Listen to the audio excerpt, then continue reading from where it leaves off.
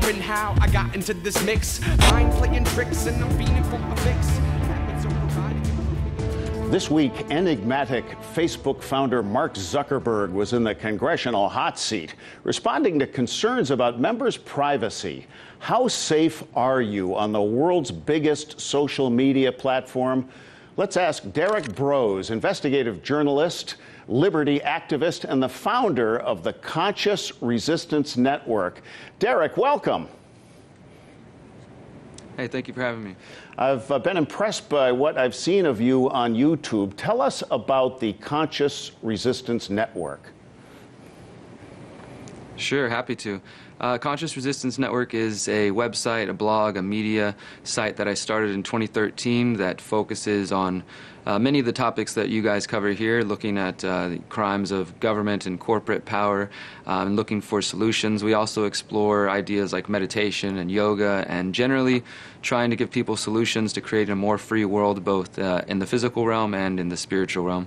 Cool. This Facebook controversy reminds us that there's no free lunch. Somebody here says when you get something for free, you are the product.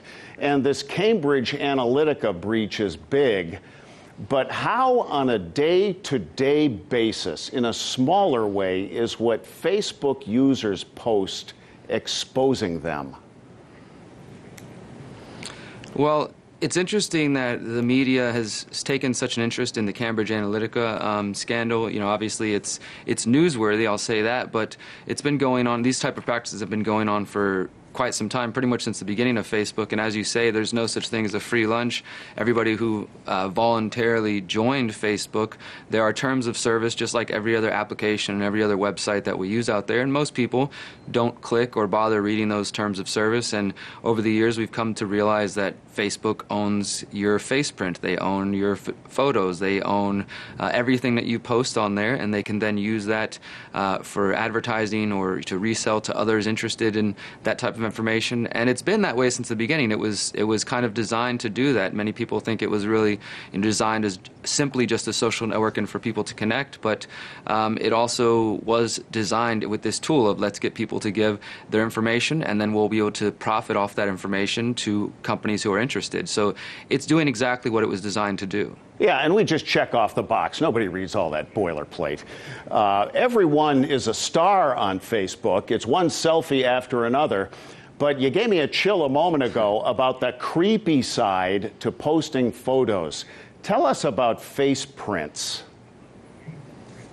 Sure. So I've been on RT before talking about this, and there's actually a couple of lawsuits that are taking place right now related to this. And many Facebook users may have noticed in the past couple of months getting a notification that says, "Dear user, we are now using facial recognition software," and they're kind of notifying you about this. But it's been going on for some time, to the point that users who aren't even on Facebook, their images will say somebody takes a picture of them at a birthday party and they upload it to Facebook. Well, Facebook then scans that, all the faces in those images, what is known as a face print, and catalogs those. And again, they own that information. They could use that for however they choose, or maybe somewhere down the line the police or the law enforcement authorities think that they need that information. They can go in there and request. And as we've seen in the past, Facebook and the governments of the world and the law enforcement of the world seem to have a very cozy relationship where Facebook has no problem giving up our private information.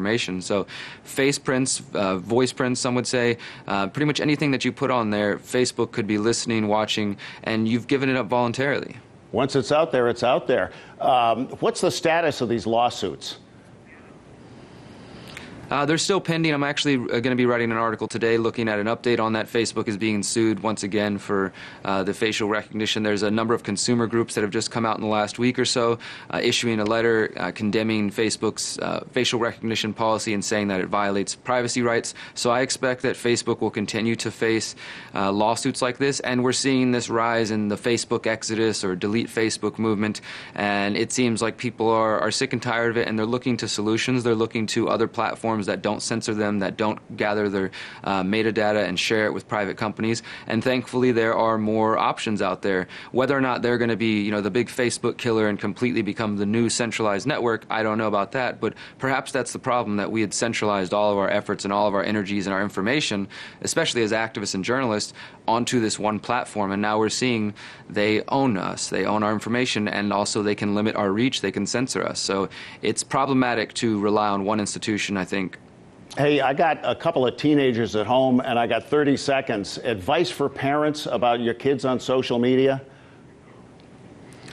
Advice for parents on social media, especially Facebook, I would watch out, because there's all sorts of things on Facebook, just like the internet itself. But I would say look into other platforms, and I'm not endorsing any other platforms, but there are several out there that are more secure, more private, and decentralized. So I would look into that, look into other options for Facebook, especially for your children. Derrick Broze, thank you again for coming to RT and stepping into the big picture.